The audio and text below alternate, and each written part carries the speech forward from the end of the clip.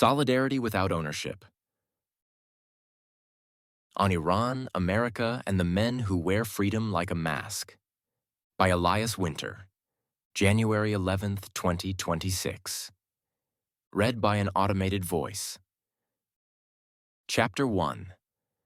The Revolution That Became a Cage. At the beginning, it looked like sunrise. Not the clean, mythic kind, the kind that poets sell to children, but the brutal dawn that arrives after a long night of fear, when the streets still smell like smoke and sweat, and the last slogans haven't faded from the walls. People remember the color of it, the density of bodies, the strange softness that briefly enters a nation when the state's fist loosens and the air returns to the lungs. In those first days, Iran was a country exhaling. Men stood on cars and cried openly. Women laughed without checking who was watching. Strangers embraced as if they had survived the same shipwreck which they had. The language on everyone's tongue was not theology. It was dignity.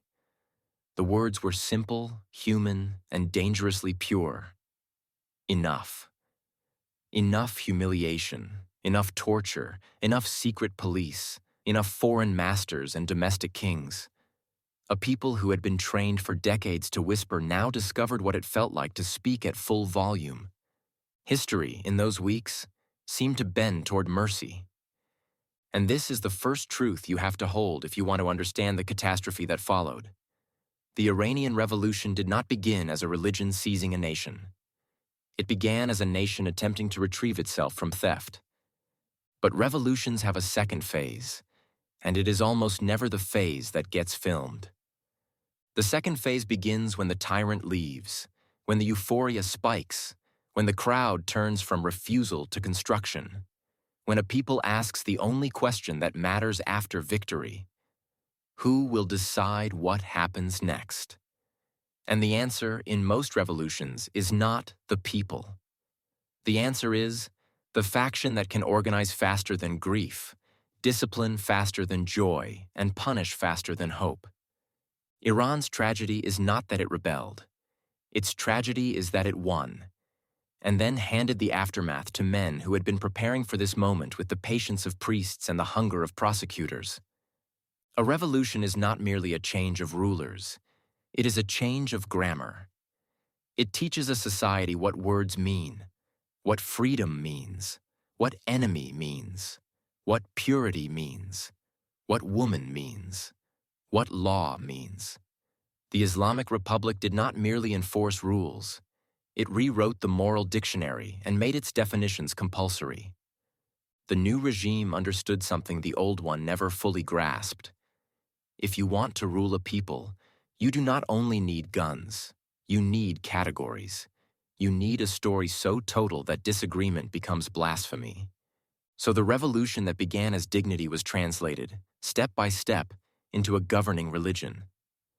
Not faith in the private sense, faith as a chosen trembling, faith as the midnight whisper of a soul trying to stay human. Not that. The religion that took power was a political Islam. Islam drafted into bureaucracy, weaponized into legislation, converted into an administrative technology for obedience. A state that did not merely claim to represent God, but claimed the right to define Him. A state that did not merely ask for loyalty, but demanded submission as virtue. And the most reliable way to produce submission is to seize the body. That is why the cage closed first around women. Not because women were an afterthought, but because women were the frontier. Every regime that dreams of total control eventually discovers the same truth. You can measure sovereignty by what you can force a woman to do in public. A government that can dictate how she dresses can dictate what she says. A government that can police hair can police thought. A government that can turn half the population into a walking compliance test can turn the entire nation into a classroom of fear. So the veil became policy. Not merely cloth, policy. A uniform for public life. A daily ritual of submission required by the state and enforced by men who suddenly had a sacred excuse to invade the lives of strangers. This was not an accident of culture. It was strategy. It was the quickest way to demonstrate that the revolution belonged to the new guardians, not to the coalition that had bled for it. And it worked. Not because the people welcomed it, but because the people were exhausted. That word matters. Exhaustion. After victory, people want normalcy. They want bread. They want safety. They want their children to stop flinching at footsteps in the hallway. And when a disciplined faction offers order in the name of holiness, the exhausted will sometimes accept the trade without realizing what they have sold. This is how democracies die after revolutions. Not when the dictator refuses to leave, but when the victors accept a new monopoly on truth because they are too tired to fight for pluralism. In Iran, the new monopoly wore black and spoke in the language of martyrdom. Martyrdom is one of the most dangerous currencies in politics because it cannot be audited. It silences argument by elevating pain into proof. It declares that suffering has already chosen the side of the righteous. Once martyrdom becomes a state ideology, the state no longer needs to persuade. It only needs to accuse.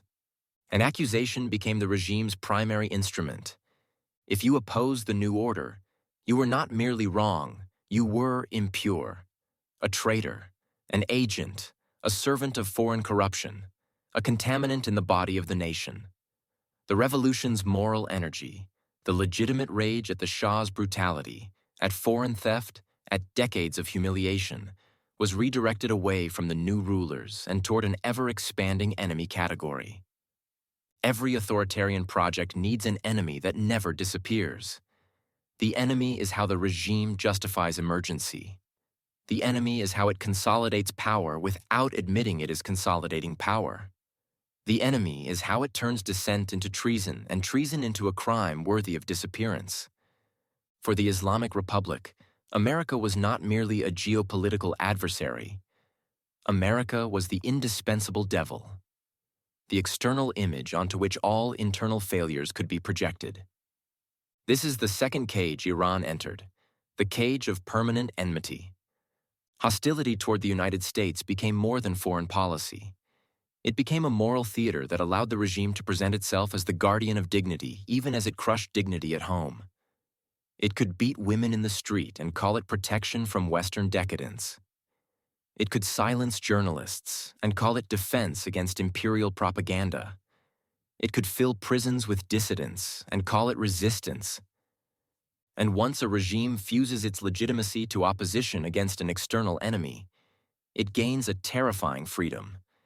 It can do almost anything domestically and still claim to be fighting for national pride. The revolution had started as an attempt to retrieve sovereignty. It was now being used to manufacture a sovereignty performance, staged daily on television, shouted in slogans, paraded in rituals, while real sovereignty, the kind that would allow the people to shape their own lives without fear, was quietly confiscated. It is here that the regime discovered a second alibi, even more powerful than America: Palestine. Let me say this with precision, because sloppiness here becomes cruelty. The Palestinian cause is real. The suffering is real. The dispossession is real. The grief is real. The moral claim is not invented. But the Islamic Republic did not treat Palestine primarily as a human tragedy to be addressed with humility and solidarity. It treated Palestine as a lever, an instrument of legitimacy, a permanent emergency that sanctified militarization, disciplined dissent, and made sacrifice compulsory. A regime that wants to rule without accountability loves an endless conflict. Endless conflict allows endless mobilization. Endless mobilization allows endless surveillance. Endless surveillance allows endless control. Palestine, in the hands of the Islamic Republic, became more than a cause. It became a permission structure.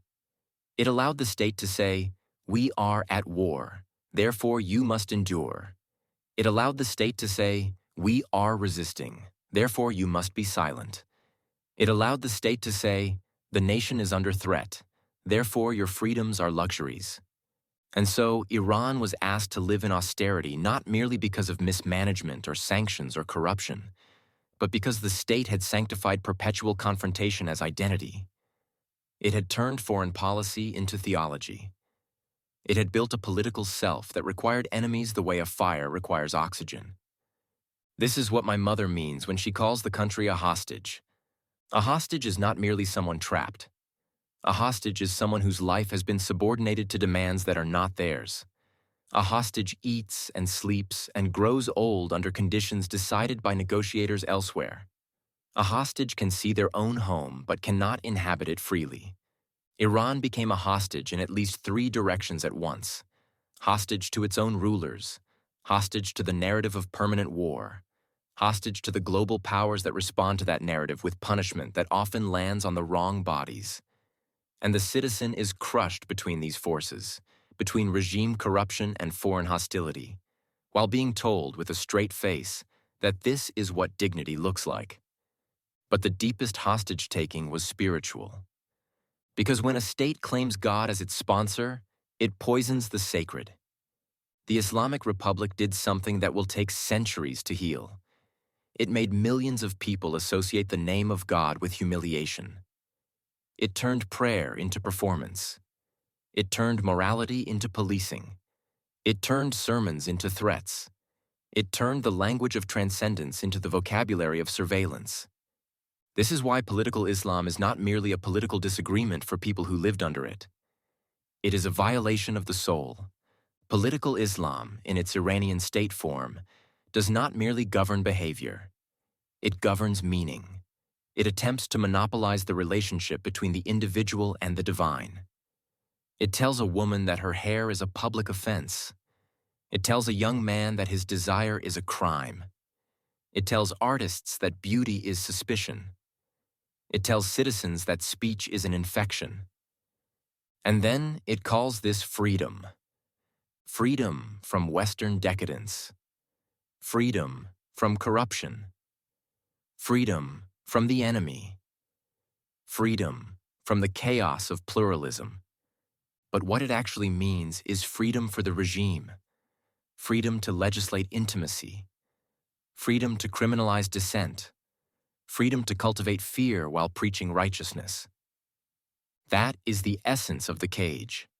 A government that uses the language of virtue to make virtue impossible. Because virtue requires choice. It requires conscience. It requires interiority. It cannot exist under compulsion. The revolution promised the restoration of dignity. The Islamic Republic built a system in which dignity became conditional. Conditional on obedience. Conditional on performance. Conditional on the correct costume. Conditional on silence. And then, inevitably, it produced the most corrosive consequence of all: mass duplicity. A society forced to perform holiness becomes a society trained in lying. Public piety, private contempt. Public slogans, private despair. Public mourning, private laughter. People learn to split themselves in two. They learn to survive by developing a second tongue, a second face, a second life. That split is not merely psychological. It is political. It is the regime's masterpiece. A population so practiced in self-censorship that the state can rule with fewer bullets because fear has moved inside the body. This is why the revolution's aftermath matters more than the revolution's victory. The aftermath is where a people either builds institutions that protect disagreement or builds institutions that punish it. Iran built institutions that punished it, and the world watched, as the West often does, in a state of moral simplification. Iran became a symbol on the screen, a turbaned villain, a veiled woman, an angry crowd. Western liberals reduced Iran to oppression. Western conservatives reduced Iran to threat. Both missed the deeper fact. Iran's tragedy was not exotic. It was a classic political tragedy, a revolution that began as a demand for sovereignty and ended as a machine for obedience. The warning is not that Iranians were uniquely naive. The warning is that human beings under pressure will trade complexity for certainty. They will trade pluralism for purity. They will accept a new tyranny if it arrives wrapped in moral language and promises to punish the old tyrant's collaborators. And the most dangerous moment is always the moment right after victory, when the crowd still believes it cannot lose again. Iran lost again, not because the people were weak, but because the faction that seized the aftermath understood power at the level of nerves. It understood fear. It understood the utility of enemies. It understood the political value of women's bodies as border control. It understood how to convert faith into administration. It understood how to turn Palestine into a permanent emergency. It understood how to make America into a devil so useful that the nation could be disciplined forever in the name of resistance. So the revolution that began as an exhale became a training program in suffocation. And now, decades later, an old woman walks uncovered, her mouth bloodied, and says she has nothing left to lose. When someone says that, they are not speaking in the language of politics. They are speaking in the language of a hostage who has finally stopped negotiating. They are speaking for everyone who has lived for years inside a cage built from righteousness. She is not an argument. She is a verdict. And the verdict is simple. A regime that calls obedience freedom will eventually meet a people who would rather bleed than pretend. Chapter 2. The Rhyme in the Republic. There are moments when a country changes its face without announcing it, not with a coup, not with tanks, not with a dictator standing at a microphone declaring the Constitution dead. It changes the way a body changes when it starts to fail. Quietly at first, through symptoms, people learn to explain away. A fever called passion, a tremor called patriotism, a bruise called necessary. And because the flag is still there, and the courts still open, and the anchors still speak in their practiced tones, people tell themselves it cannot be what it feels like. But some of us have seen this before. I remember watching America in 2025, the way you watch a man you love begin to lie to himself, not once, not dramatically, habitually. The lie becomes a posture. The posture becomes a culture. And then, one day, you realize you are not arguing about policy anymore. You are arguing about reality, about whether the law exists, whether truth exists, whether losing is a legitimate outcome, whether power has boundaries. And when those arguments start, the Republic is already bleeding. It was not one event. It was an atmosphere. A man says he is the people. The crowd repeats it until it becomes metaphysics. A movement discovers the sweetest drug in politics, the permission to be cruel while calling it honesty. Another discovers the oldest trick in political theology, to transform freedom from a universal demand into a tribal password. Freedom for us, silence for them, rights for the righteous, punishment for the impure. This is how a democracy begins to rehearse its own destruction without admitting it is rehearsing anything. The American version did not arrive wearing turbans.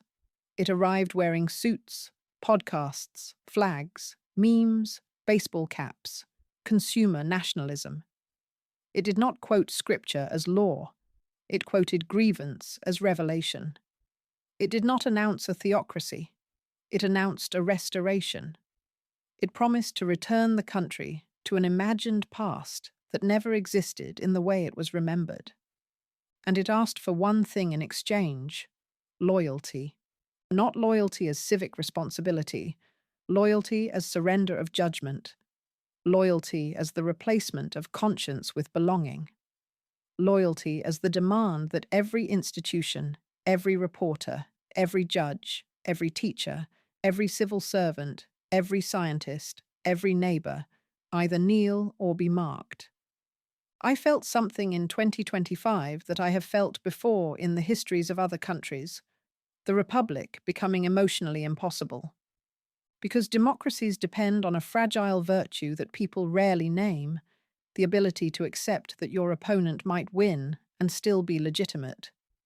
The ability to accept loss as law, not humiliation. The ability to accept that power is temporary, that the state belongs to no single tribe, that elections are not sacrificial rituals where the losers must confess sin. When that virtue dies, democracy doesn't end instantly. It becomes theatre, a stage where the rituals remain, but the faith is gone. And in 2025, the faith was dying in public. You could see it in the way institutions began to flinch, in the way journalists began to pre-anticipate the mob, in the way universities began to speak like corporations trying not to anger investors, in the way public officials began to calculate every sentence not for truth, but for survivability, in the way people who knew better, people who could still see the line, began to treat the line as negotiable. The line is always negotiable right before it disappears. This is the rhyme I cannot unhear. The transformation of politics into purity.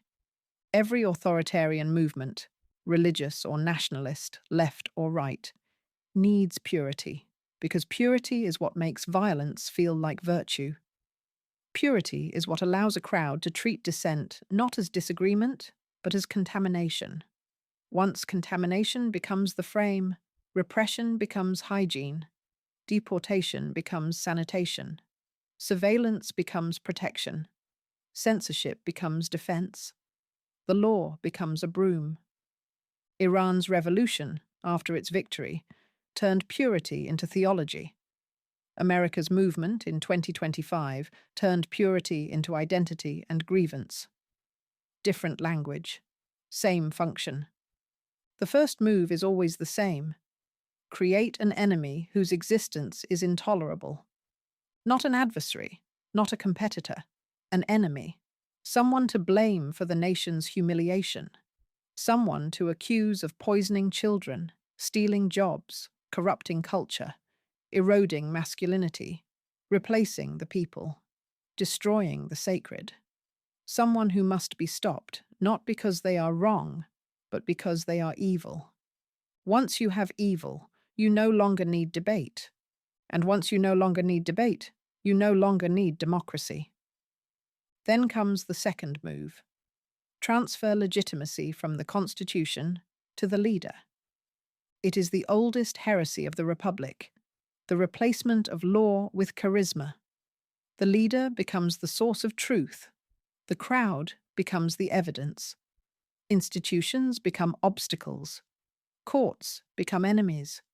Elections become acceptable only if they confirm the leader's destiny. In Iran, this transfer was sanctified through religious narrative. The leader, as guardian of the revolution, the interpreter of God's will, the custodian of authenticity. In America, it was sanctified through spectacle. The leader as the only one brave enough to speak, the only one who can fix, the only one who tells it like it is, the only one who fights. And fighting becomes the measure of virtue. Not truth, not restraint, not fairness. Fighting. A democracy that worships fighting is already halfway to becoming a state that worships force. The third move is where the slow death becomes tangible. Exceptionalism. Emergency is the regime's favorite word because emergency suspends ethics. Emergency dissolves process. Emergency turns power into necessity. Under emergency, the law becomes flexible. Under emergency, the press becomes suspicious. Under emergency, protest becomes threat. Under emergency, dissent becomes sabotage. Under emergency, you can do what you want and call it protection. In Iran, the emergency was external and theological. The enemy abroad, the devil of America, the war, the betrayal, the sacred duty of resistance. In America, in 2025, the emergency was civilizational and internal. Invasion, crime, corruption, stolen elections, woke collapse, degeneracy, the end of the real country. The content differs. The structure is identical. The permanent emergency that never ends because it is the engine of power. A people in a permanent emergency is easy to govern. Fear makes them grateful for control. Exhaustion makes them accept brutality. Anger makes them hungry for punishment. And punishment, once sanctified, becomes policy. But the deepest rhyme, the one I could not stop seeing in 2025, is not simply institutional, it is spiritual. Because authoritarianism is not primarily a set of laws, it is a mood trained into a population. It is the training of contempt, contempt for truth, contempt for expertise, contempt for complexity, contempt for the slow work of civic life, contempt for restraint, contempt for those who speak carefully, contempt for anyone who tries to hold the line when the crowd wants to storm it. Contempt is not just an emotion, it is a political technology. It makes cruelty feel like clarity. It makes lies feel like courage. It makes humiliation feel like justice. And in 2025, contempt was a public ceremony. You could hear it in the laughter when someone's life was reduced to a slogan. You could feel it in the way cruelty became entertainment. You could see it in the way people began to treat the suffering of others as proof that the world was being restored to its proper order. This is where the Republic becomes unrecognizable to those who once loved it, when the crowd learns to enjoy degradation. It is here that the dead internet becomes relevant, not as a side topic, but as infrastructure. Because the modern Republic dies in two places at once, in law and in attention. A democracy is not only ballots, it is the shared capacity to perceive reality together. When perception collapses, elections become superstitions, institutions become props. The nation becomes a set of private hallucinations held together by vibes. In 2025, America was not merely divided, it was being trained into incompatible realities. Not by accident, not by polarization as a natural weather system, by incentives, by platforms that reward rage and irony, by media ecosystems that sell humiliation as entertainment, by political operators who understand that outrage is cheaper than governance and more addictive than policy. This is how you can destroy democracy without banning speech. You flood the public square with noise until truth becomes socially expensive. People stop speaking because speaking is punished, not by law, but by atmosphere. They stop writing because writing is mocked. They stop arguing because argument is pointless when the other side does not share the same world. They stop hoping because hope requires a future, and a future requires a minimum agreement about what is real.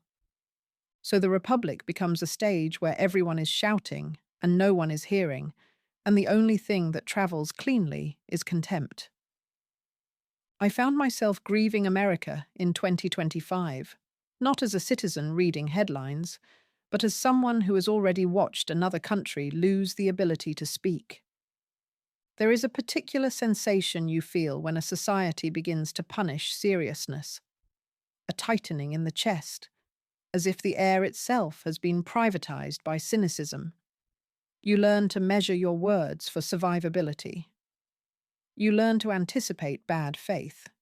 You begin to speak less, not because you have nothing to say, but because the cost of saying it begins to exceed the value of being heard. That is how freedom disappears, not when you are silenced, but when you are trained to silence yourself. And this is why I cannot treat the American debate in 2025 as normal politics. It is not simply conservatives versus liberals, not merely the rhythm of partisan cycles. It is a struggle over the moral prerequisites of democracy: truth, restraint, legitimacy, and the acceptance that your opponent is still a citizen. Once a movement begins to revoke citizenship emotionally, once it begins to treat whole populations as illegitimate, democracy becomes an illusion maintained by paperwork. Paperwork is not enough. What made this unbearable for me, as someone born elsewhere, is the double wound. To watch the country that once promised refuge begin to flirt with the same techniques of moral domination that have haunted the places I came from. I did not come to America because I believed it was morally pure. I came because it had a system that, at its best, could withstand human impurity. It could hold disagreement without demanding blood. It could survive ugliness without turning ugliness into doctrine.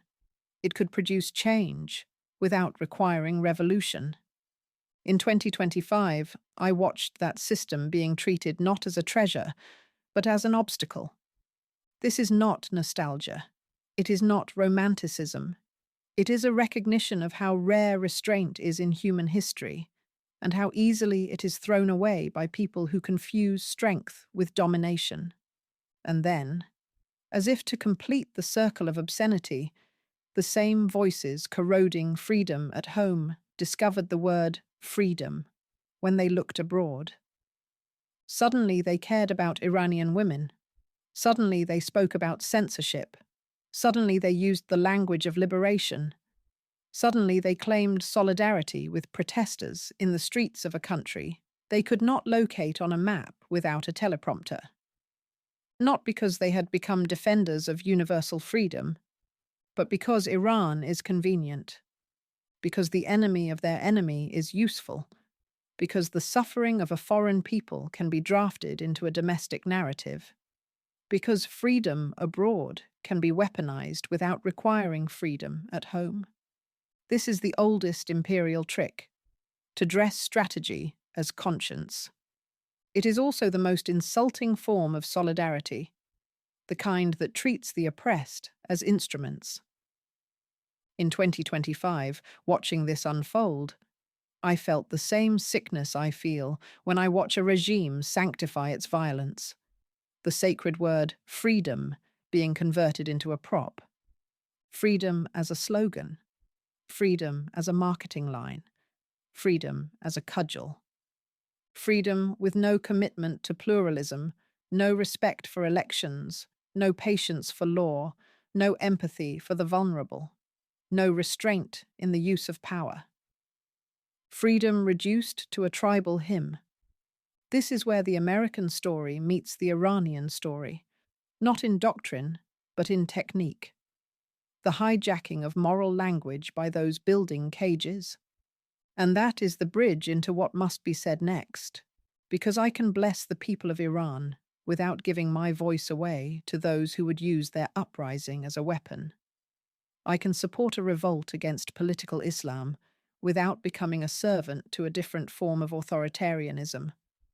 I can despise the machine that turned God into a police officer without allowing empire to turn Iranian blood into a talking point. That is not fence-sitting. That is the only form of solidarity that does not become annexation. And it begins with an ethic, support without ownership. That is the next chapter. Chapter 3. Solidarity Without Ownership. I bless the protesters, not as a slogan, not as a performance, not as a convenient pose. I bless them because a people being beaten for wanting air deserves more than my analysis. They deserve my allegiance. They deserve the plain moral sentence that too many refuse to say with their full chest. The Islamic Republic has forfeited legitimacy. A government that rules by humiliation, that polices hair and words and desire, that holds a nation hostage to its ideology, that turns prisons into ministries and confession into theater. Such a government is not merely authoritarian. It is a desecration of life. And the people who stand against it, whether they chant, whether they strike, whether they simply walk unveiled through the streets and refuse to apologize for existing, are not just political actors. They are witnesses. They are saying, with their bodies, that there is a limit to what a human being can be forced to pretend. This is what I bless: the refusal. But blessing the refusal does not mean surrendering the story. Because there is another theft that arrives whenever a nation rises in pain: the theft of the uprising by outsiders who want to own its meaning. Some of those outsiders wear suits, some wear flags, some wear algorithms, some wear the language of freedom, like a perfume they apply when cameras appear.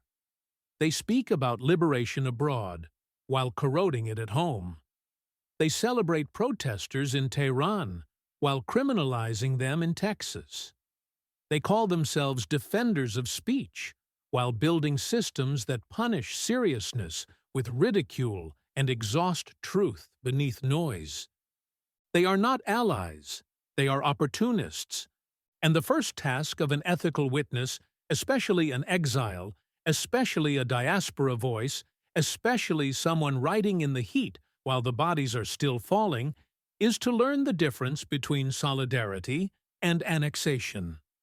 Annexation is what empires do with land. Solidarity annexation is what they do with suffering. It is the same move in a gentler costume: to take what is not yours, to reframe it as your destiny, to extract value from another people's wound, to fold their dead into your narrative and call it compassion. You can recognize annexation by one sign: the oppressed are required to become legible to the powerful in order to be worthy of support. Speak in our language. Name a leader we can talk to. Offer a program we can negotiate. Promise an outcome we can manage. Condemn the enemies we hate. Praise the allies we trust. Be simple. Be coherent. Be a story we can sell. In other words, become usable. This is where support becomes a trap. Because the moment an uprising is required to be usable, it is no longer free. It has been domesticated into an export product. It becomes a commodity circulating in foreign media ecosystems and policy rooms, an image to justify sanctions, an image to justify strikes, an image to justify a savior, an image to justify an agenda that was waiting for an excuse. The worst thing you can do to a suffering people is to steal their agency after they have already been denied it. This is why I will not appoint Iran's future from exile. I will not crown anyone in the middle of the fire. I will not demand a constitution from people being shot. I will not turn their grief into a referendum on my own ideological preferences. I will not translate their pain into Western culture war dialect, where Iran becomes merely another screen for American self-hatred. A nation does not rise in order to validate outsiders. A nation rises because it can no longer breathe. There is a psychological hunger in every crisis. The hunger for a face, for a spokesperson, for a single voice to answer the terrifying question that every onlooker asks: what happens next? It is a natural hunger. It is also a dangerous one. Because a leader is not just a person. A leader is an interface, and power loves interfaces. Power wants a point of contact. Power wants one number to call, one person to invite to conferences, one figure to declare reasonable, one figure to treat as the movement's signature. This is how foreign interests tame an uprising without defeating it. They select the face that makes them comfortable and call comfort legitimacy. I understand why some Iranians invoke the crown prince. I understand the longing. I understand the clarity. I understand the desire to hold something in the mind other than the cleric's boot. When a people is suffocating, even a symbol can feel like oxygen. Sometimes a name is not a program. It is a refusal made visible. It is the shouting of an alternative into a sky that has been occupied. I will not insult that longing. But symbols are not constitutions. Names are not consent. Visibility is not legitimacy. and the demand that Iran must produce a single, legible leader in order to be supported is not support. It is management. It is the logic of 1953 in a modern suit. Sovereignty made conditional on foreign comfort. This is why I reject instrumental compassion. This is why I reject enemy of my enemy freedom. This is why I reject the obscene theater in which men who corrode democracy at home suddenly discover the language of liberation abroad. Because freedom used as a weapon is not freedom. It is strategy with a halo. The principle is simple. You cannot claim to love liberty while building cages. You cannot call yourself pro-freedom in Iran while rehearsing authoritarianism in America. You cannot celebrate women being beaten by morality police while praising the criminalization of protest at home. You cannot mourn censorship abroad while running platforms that teach people to punish seriousness and reward cruelty. And you cannot call this hypocrisy an accident. It is a method. Freedom, in the mouths of these men, is not a universal moral demand. It is a tool, a word that means our side wins. It is used when it harms an enemy. It is discarded when it threatens control. It is deployed abroad because the cost is low and the optics are high. It is denied at home because the home is where power must actually be shared. This is the key to their contradiction. They do not love freedom. They love sovereignty for themselves. They love domination without the shame of admitting it. So they borrow the word freedom the way a thief borrows a uniform, to enter places they have no right to enter and to be treated as legitimate while committing a crime. Solidarity without ownership means refusing this theft. It means refusing to let Iran's uprising become a stage for other men's morality plays. It means refusing to turn Iranian bodies into content. It means refusing to turn Iranian courage into permission for foreign violence. It means refusing to turn Iranian grief into a fundraising pitch or a partisan meme. And it means, above all, refusing to demand that Iranians become simplified in order to be supported.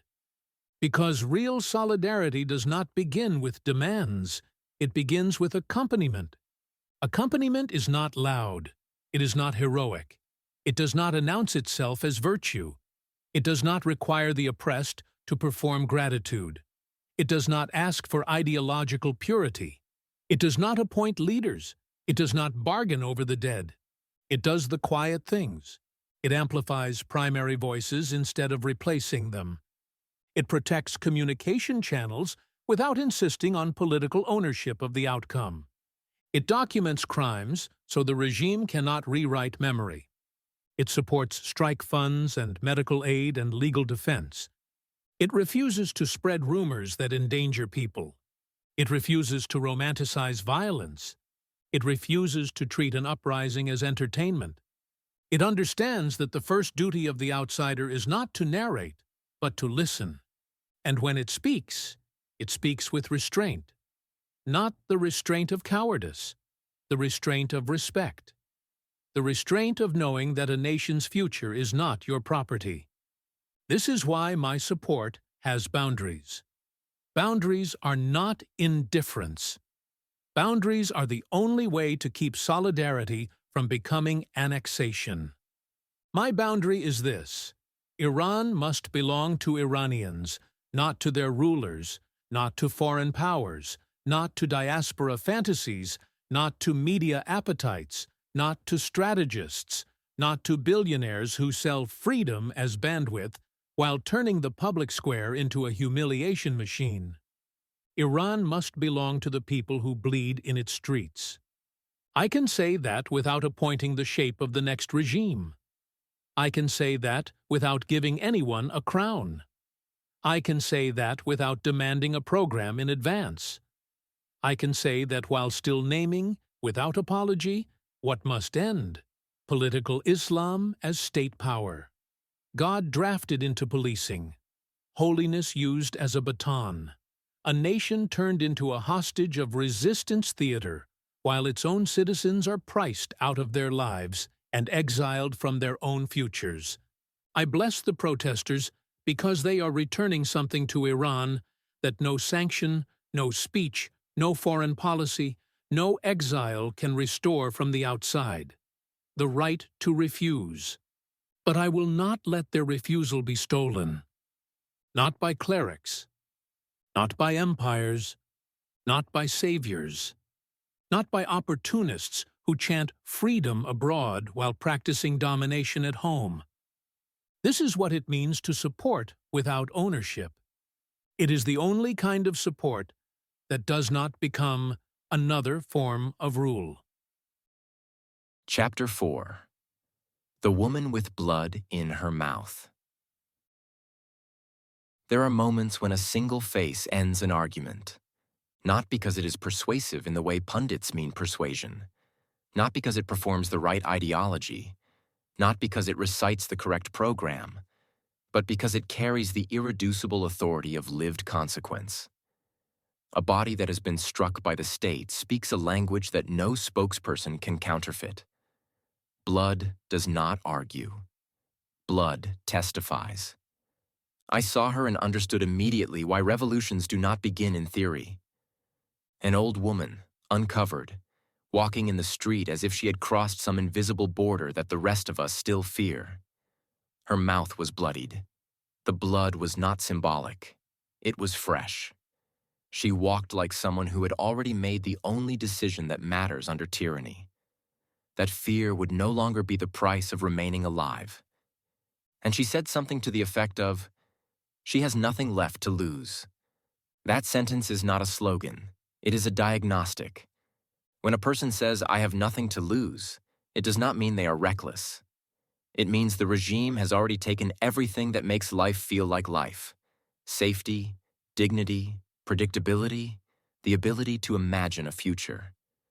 It means the state has overplayed its hand so completely that survival has become indistinguishable from submission, and submission has become unbearable. It means the hostage has stopped negotiating. For decades, the Islamic Republic has governed by forcing people to negotiate with their own humiliation. It makes you bargain with your own conscience. How much of yourself will you amputate today to pass through the world without being punished? How much of your daughter's freedom will you surrender to keep her safe? How much truth will you swallow to keep a job? How much beauty will you silence to avoid attention? How many sentences will you delete from your own mind? The regime doesn't only punish, it trains. It trains the flinch into the nervous system. It trains obedience into the morning routine. It trains duplicity into adulthood. And then it calls this stability, as if a nation living in constant self-editing is merely normal life with traditions. But her face, her uncovered head, her bloodied mouth, was what happens when training fails. Not because she became fearless in some heroic myth, but because the regime's basic exchange rate collapsed. It offered fear as a currency, and she no longer believed fear could buy her anything worth living for. This is what I want people outside Iran to understand, because it is the only ground from which ethical solidarity can grow. These protesters are not asking for attention. They are demanding the minimum conditions of human life: the right to walk without apology, the right to speak without rehearsing their own disappearance, the right to exist without being treated as a suspect in the eyes of a state that calls itself holy. Her blood is not an invitation for outsiders to write their own story over her. It is a rebuke to every outsider who treats Iran as a chessboard. And yet that is exactly what happens, almost instantly, whenever Iran erupts. A clip surfaces. A face goes viral. Politicians issue statements. Commentators posture. Think tanks publish talking points. Billionaires float solutions. The word freedom enters the mouths of men who treat freedom as a prop. The uprising becomes content, and the dead are turned into persuasion material. This is the mechanism of modern theft. Even suffering is quickly processed into someone else's narrative supply chain. I refuse it. Not because I am above politics, but because I have become suspicious of all speech that arrives too quickly with a plan. Plans are the favorite disguise of ownership. Plans are how outsiders smuggle control into compassion. Plans are how foreign powers convert a people's revolt into a manageable future.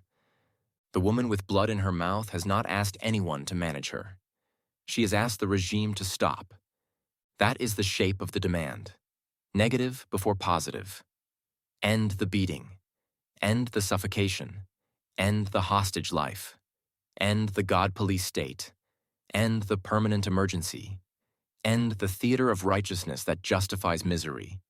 And if you want to know what hostage life actually means, don't ask a strategist. Ask a mother. My mother has said it plainly. They have turned the country into a hostage. Prices climb, currency collapses, life gets narrower. Every ordinary aspiration becomes a negotiation with crisis. Everything, from medicine to housing to the ability to plan a wedding, feels provisional. The future becomes a rumor, something other nations are allowed to possess. And then there is the exile inside exile. The borders. She has applied for a visa for years. Years. The paperwork becomes a second prison, administered by a foreign country but produced by the regime's choices. Endless hostility, endless provocation, endless sanctified confrontation. The Islamic Republic turns foreign policy into identity, and the citizens inherit the consequences as if they personally signed the slogans painted on state television. So my mother cannot visit me. Not because she is dangerous, not because she has committed a crime, not because she is a threat, but because a government that claims to defend dignity has made normal human movement, mother to son, into collateral damage. This is what it means to turn a nation into a hostage. Even love becomes geopolitics. She wants the regime gone for reasons that have nothing to do with ideology and everything to do with life. Because she is tired, because she is aging, because she wants to breathe, because she wants to see her child, because she wants a country that is not perpetually at war with reality. And she also wants the relationship between Iran and the United States to improve. Not because she worships America, not because she believes in American purity, but because she wants the world to stop being used as a battlefield by men who do not pay the costs of their own aggression. This is where the story becomes morally complicated and where lazy political writing collapses into slogans. Because yes, the Islamic Republic is the primary author of Iran's hostage life. It built the cell. It designed the key. It institutionalized the humiliation. It chose the theology of permanent confrontation as a governing identity. It decided that the body of a woman would be a battleground. It decided that resistance would be the excuse for everything, including the slow starvation of ordinary joy. But it is also true that great powers, especially the United States, have often responded to Iran not with a consistent ethic of human freedom, but with their own imperatives. Interests, fear, punishment, leverage. They have imposed policies that claim to target regimes and frequently crush civilians. They have spoken the language of rights while engaging in alliances and interventions that make the language ring hollow. Both things can be true without confusion of responsibility. The regime built the cage. The world often tightens the outer ring. The prisoner is still the prisoner. And now, in the middle of this uprising, the obscenity sharpens. The same American forces corroding democratic restraint at home suddenly present themselves as patrons of freedom in Iran. They speak as if they have always cared. They posture as if they are guardians of liberty. They discover the word women abroad in the same breath that they punish dissent, criminalize protest, and flirt with authoritarianism at home. This is not support. It is opportunism. It is enemy of my enemy morality, the oldest cheap substitute for conscience. It produces a specific kind of false solidarity, loud, performative, and fundamentally proprietorial. It treats Iran's uprising as a weapon to be aimed at a rival, rather than as a human revolt that deserves dignity on its own terms. It is the kind of solidarity that carries an invoice. The woman with blood in her mouth is the antidote to this hypocrisy because she cannot be used without being betrayed. If you use her pain as a prop, you are no longer supporting her. You are consuming her. If you invoke her suffering as a justification for your own authoritarian tendencies at home, you are not pro-freedom. You are pro-power. If you claim to stand with Iran while building cages for your own citizens, you are not an ally of liberty. You are a merchant of it. So what can I say in the face of her blood and my mother's longing that does not become another form of theft? I can say this: I want the Islamic Republic to fall. Not because I am addicted to regime change fantasies, not because I believe the aftermath will be clean, not because I think history ends when a tyrant leaves, but because a government that rules through humiliation has no moral claim to govern. Because political Islam, as a state project, has poisoned the sacred and degraded the human. Because a nation cannot be asked to live forever inside a permanent emergency sanctified as virtue. I want the people to win their air back, and I also want the world, especially America, to stop treating Iran as a stage for its own drama. I want solidarity that does not seize ownership. I want support that does not appoint leaders, does not demand legibility, does not translate the uprising into someone else's ideology, does not turn the dead into content, does not use Iranian blood as a talking point in domestic factional wars. I want those who claim to be pro-freedom to prove it where it costs them, at home, in their own institutions, in their own restraint, in their willingness to accept pluralism, legality, and the legitimacy of opponents as citizens. Because the easiest freedom to praise is the freedom of strangers. The hardest freedom to honor is the freedom of people you are tempted to dominate. The woman with blood in her mouth is not asking for my cleverness. She's asking for the end of a regime that has turned her old age into a battlefield. My mother is not asking for my ideology. She's asking for the simple human right to visit her child, to live in a country where prices do not rise like a curse, where the state does not turn every ordinary act into a political crime. And perhaps this is the only honest way to end. Not with a manifesto, not with a crowned savior, not with a policy list. With a wish so modest it indicts every empire and every theocracy at once. May Iran become a country where an old woman can walk without bleeding. May it become a country where a mother can cross a border without begging for years. May it become a country where God is no longer a policeman. May it become a country where freedom is not a word used by rulers, but the air people take for granted. That is not utopia. That is the minimum. And it is worth everything the protesters are risking to claim it. Elias Winter, author of Language Matters, a space for reflection on language, power, and decline. Thanks for reading Language Matters. Subscribe for free to receive new posts and support my work.